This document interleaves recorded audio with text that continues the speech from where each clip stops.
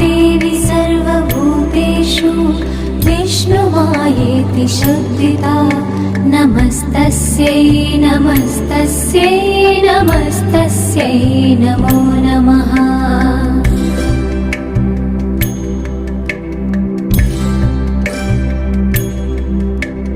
या देवी सर्वभूतेषु चेतनेत्यभिधीयते नमस्तस्यै नमस्तस्यै नमस्तस्यै नमो नमः।